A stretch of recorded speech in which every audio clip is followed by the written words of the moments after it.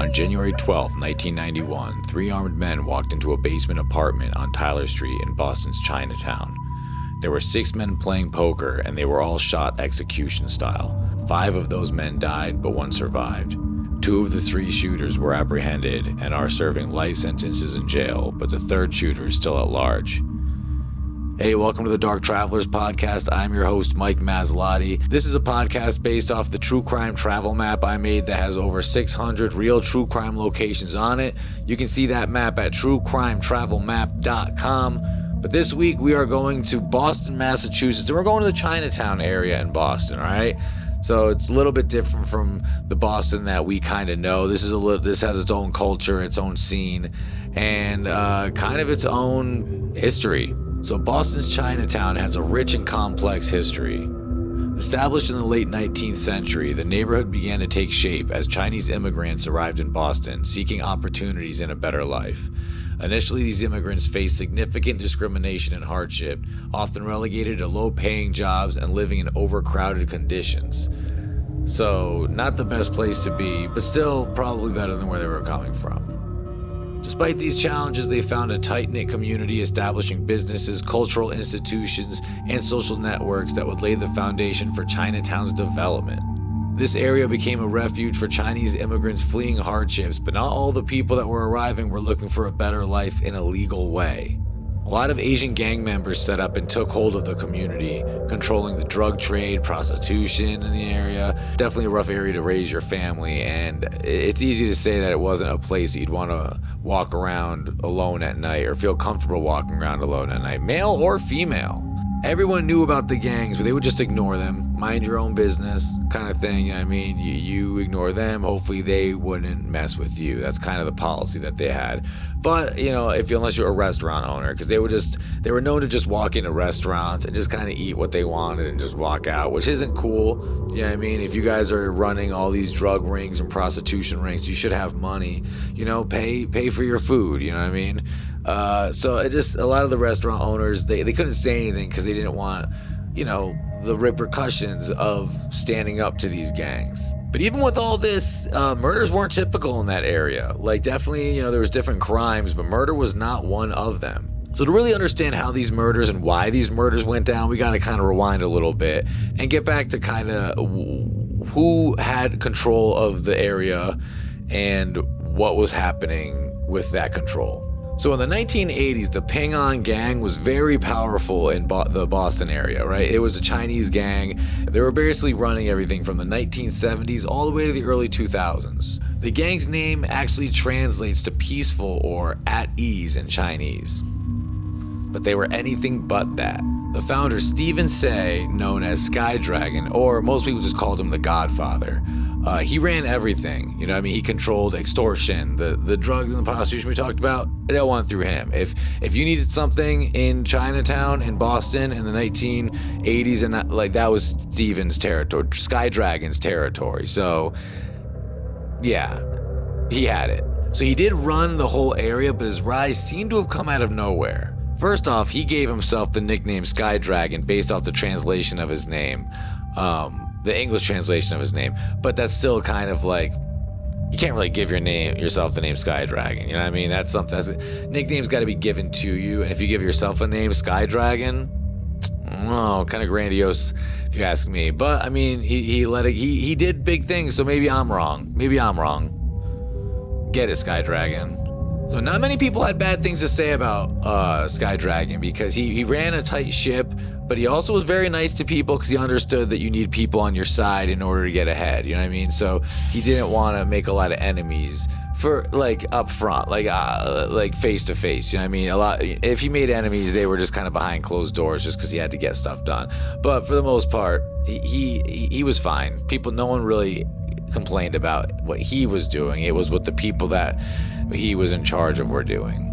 And during the time that he was in Boston, his gang did have a stranglehold on the entire area. The Ping An gang was just kind of very powerful, and it was because of him. But that all changed when he went back to Hong Kong. The gang slowly became less and less powerful with his absence.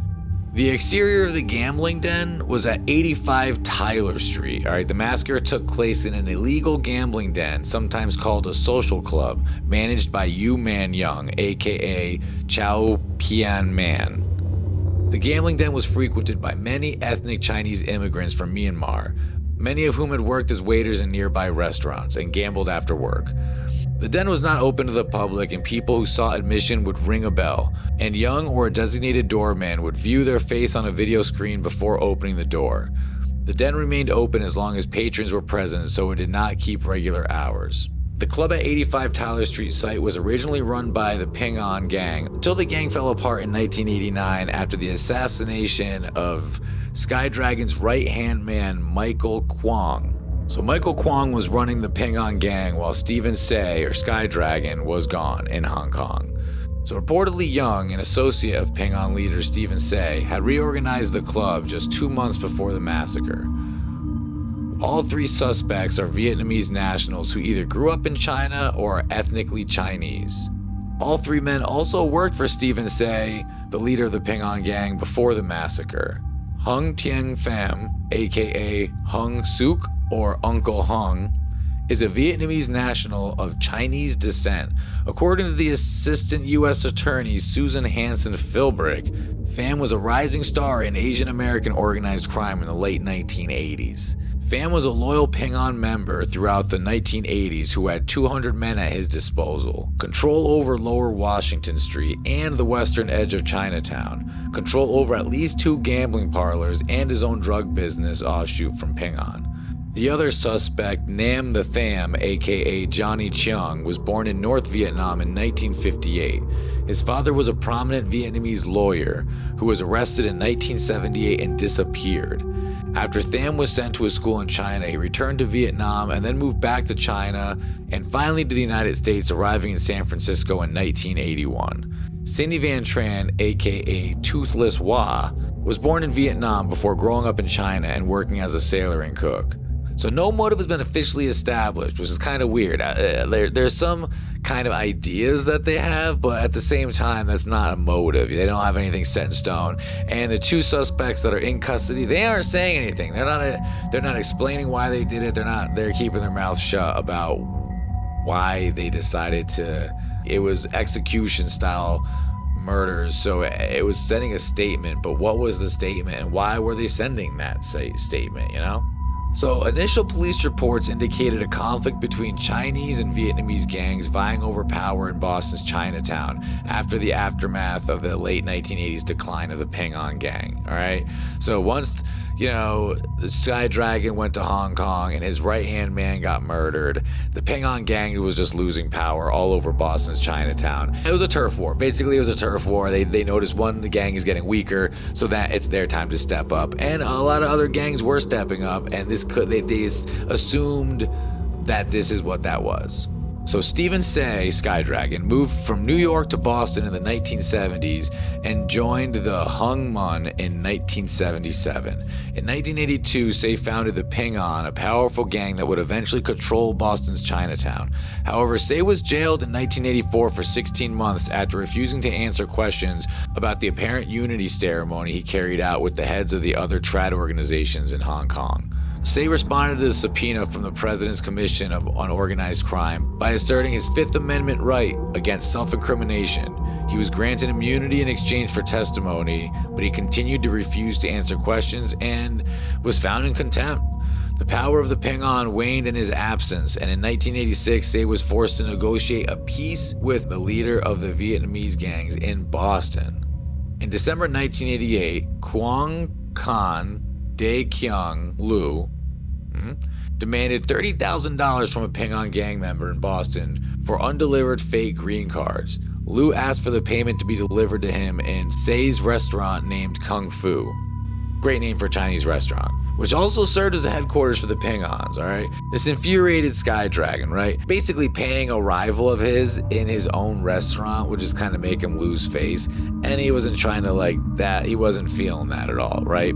So an FBI agent testified in 2005 that Tian Ha Wu, or the Whole Earth Society, a San Francisco gang that was conspiring to unify Asian organized crime in the United States under a single organization, which would have put Ping-On out of business at the time.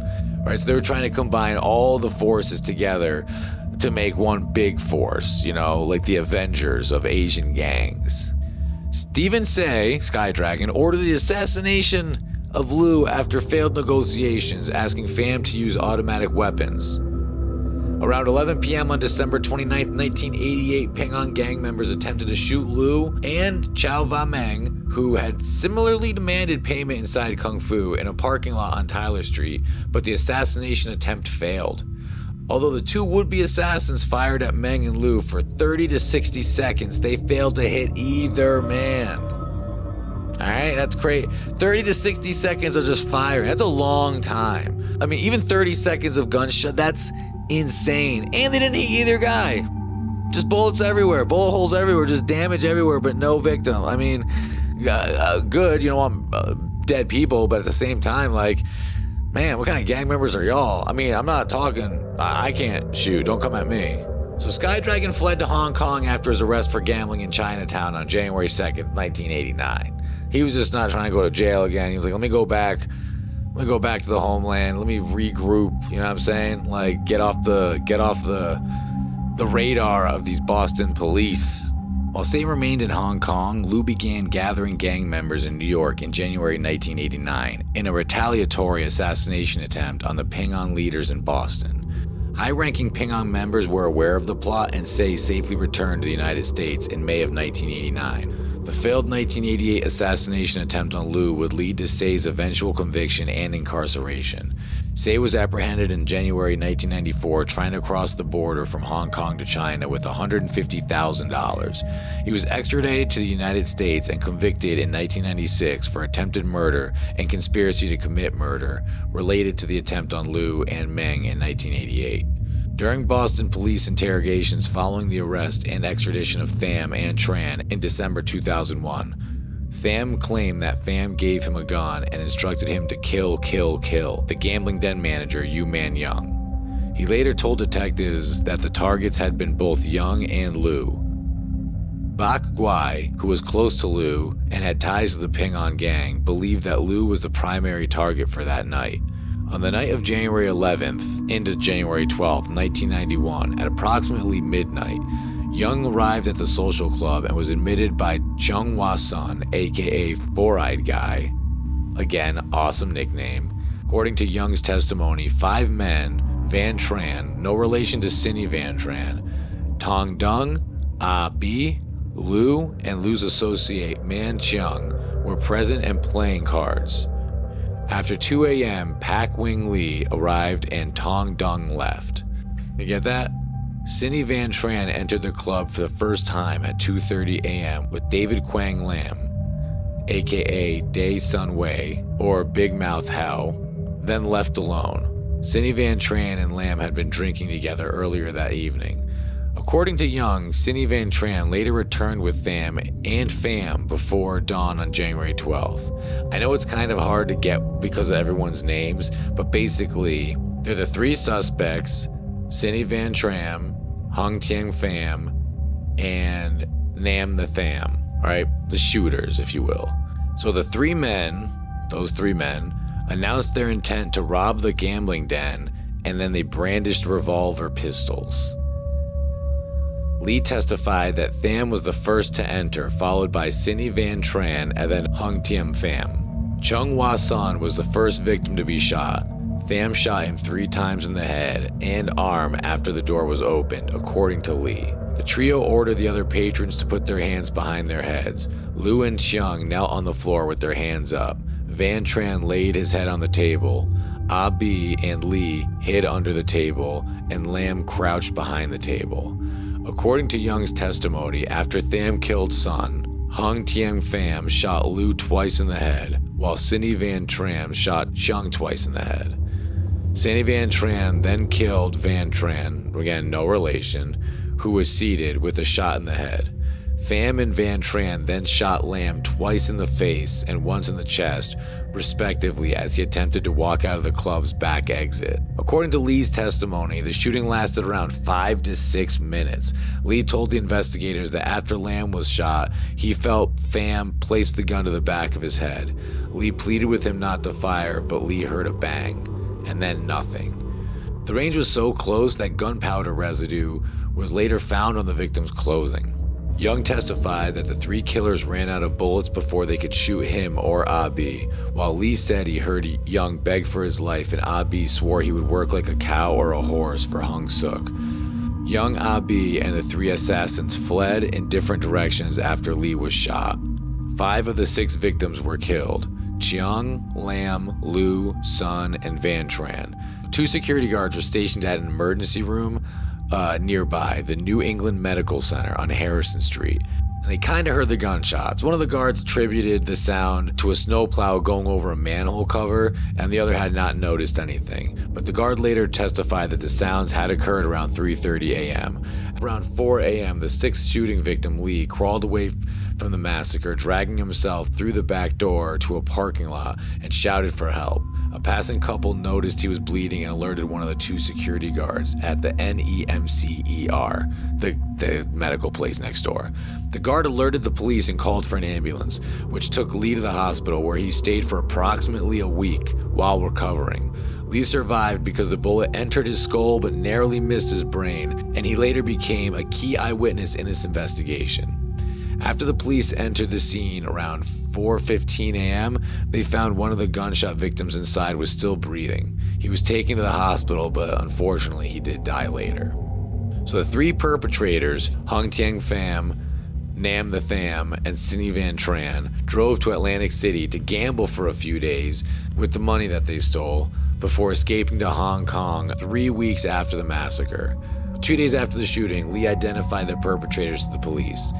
Pham, Tham, and Tran were placed on Boston Police Department's Most Wanted list and featured in a spring 1991 episode of America's Most Wanted. So basically, as criminals, they made it, because America's Most Wanted, that's like the America's Got Talent of the crime world. So Lee was huge in this investigation because they really wouldn't have known who it was if it wasn't for the Lee surviving. Unless the other 2 guys that got away would have said something, but realistically, they probably wouldn't have said anything because of fear of, the gang coming back. Based on the shell casings, live ammunition, and bullets present, forensic experts concluded that Pham's gun was a .38 revolver, and it had been fired 5 times.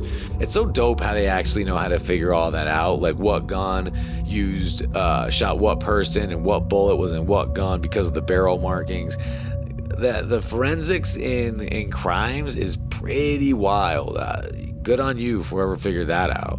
No fingerprints were recovered at the scene either. So again, the eyewitness testimony was huge in this case.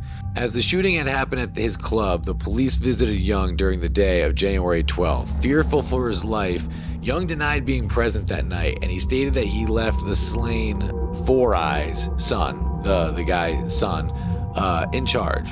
After that, Young discontinued operations of the club and fled to Puerto Rico, where he lived for 3 months. So yeah, he knew nothing. So years later, in 1998, the Federal Bureau of Investigations, or FBI for the layman's, notified Chinese authorities that they believed that the suspects were in fact in China. Later that year, Tran and Tham were arrested and held in prison in China on drug charges and undisclosed crimes, respectively. After delicate negotiations, the Chinese authorities agreed to extradite the 2 men in exchange for Qin Hong, a fugitive wanted in China for millions of dollars of fraud, who was arrested in New York by an FBI agent in April of 2001. Since China and the United States did not have an extradition agreement, the 2 men were extradited to Boston via Hong Kong through the Hong Kong-United States extradition agreement, and Hong was first sent to China via Panama, after which Tham and Tran were deported to Hong Kong on October 19, 2001, and then extradited to the United States in December 2001. I know it's a lot of dates, I know it's a lot of semantics, but basically we traded a guy for their guys. So that's kind of how it works. As much as we don't work together all the time, sometimes you want one of ours and we want one of yours, so it makes sense. You know, it's a win-win. So after they arrived in Boston on December 22nd, Tran waived his Miranda rights and provided a tape-recorded statement with his version of the events of January 12th, 1991. 5 died and 1 lived. 有5個人死咗，同1個人仲喺度。邊個死？ And the one that lived picked out his picture as being one of the gunmen. 嗰個人冇死嗰個人係咪？佢睇啲相，佢話係你做嘅。嗰啲我唔知點講法嚟嘅。So he can't give you an explanation for that. The trial of Tham and Tran began September 13, 2005. On October 5th, they were each convicted for 5 counts of first-degree murder and 1 count of armed assault with intent of murder, and sentenced to 5 consecutive life terms in prison, to be followed by a term of approximately 20 years for assault with intent to murder, then followed by a term of 5 years for possession of a firearm. So after all the murdering, don't forget that we need to also, you did possess a firearm and you couldn't do that, so you're also in trouble for that. I love how they just stack everything up. It's pretty funny, actually. As of 2024, Hung Tieng Pham has not been found despite the global hunt by the FBI, and a new reward of $30,000 was announced by the FBI on the 30th anniversary on January 2021 for information leading to his actual arrest.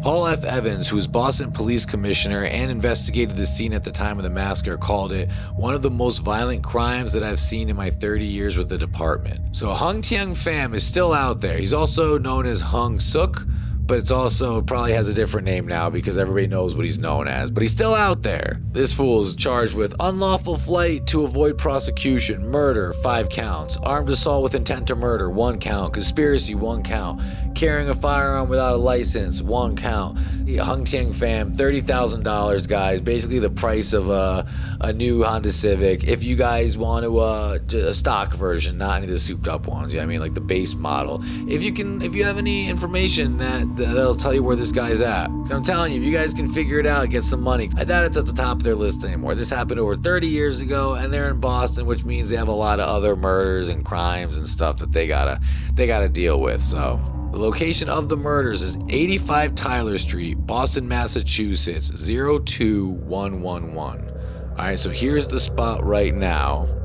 I mean, it's still there. That is the spot. So it's that white door right there. So when you scan around though, you can see this neighborhood. It's not really what I thought it was gonna be. Like, it's definitely, there's just a lot of brick buildings. I mean, they got some businesses over here. You got an academy, a school down this way. But then also, if you can come back, let's go check out where you can see, let's see if we can see where Lee was escaping out the back. So you can so here's gonna be the area where the security guards were working. So if we look back here, yeah, if you zoom in right there, so that is the gate that is securing the back area. So that's where Lee was escaping, but he was stuck between that gate and the door. So basically he was screaming at that door. Kids that were walking by, basically where these people are walking, they heard Lee screaming for help. They alerted the security guards, who called an ambulance and got Lee help, and then again discovered the bodies. Obviously whenever a murder happens, when you see the spot, it doesn't seem like a spot where a brutal murder like that would happen, but especially this, it just seems like a decent like little area, Chinatown. Snowy day in Boston, it was late at night. Yeah, there you go, 85 Tyler Street, if you guys want to see the location. I'm not sure who's living there now, if anybody is living there now, but they didn't change the address and it's still there. So if you guys do want to check it out, that's it. But remember, always when you guys are checking out these locations, please be respectful, because there's probably people living there or doing stuff there. But also, if you see someone there, ask them a question. Ask them if they knew about the Tyler Street Massacre, January 12th, 1991. You know, especially if it's an older cat out there, they might know a couple things, and they might annoy them too. And it is what it is. You know, we're just out here being interested in weird stuff. So that is it, guys. That is the end of another episode. Thank you guys so much for watching again. I am Mike Maslotti. I'm also a stand-up comedian. audience. You guys can check me out at MikeMazzalotti.com. I have some tour dates coming up. You guys can see that there. Also follow me at Mike Mazzalotti on stuff because it kind of helps, as annoying as that is. These numbers help. So if you guys like this, then maybe you guys can help out with that. Also, guys, if you want to see that map, go to truecrimetravelmap.com. Please subscribe to this podcast at Dark Travelers Pod on TikTok, Instagram, YouTube, all that stuff. It really does help grow the pod. But that's it. Thanks for watching. Godspeed, Dark Travelers.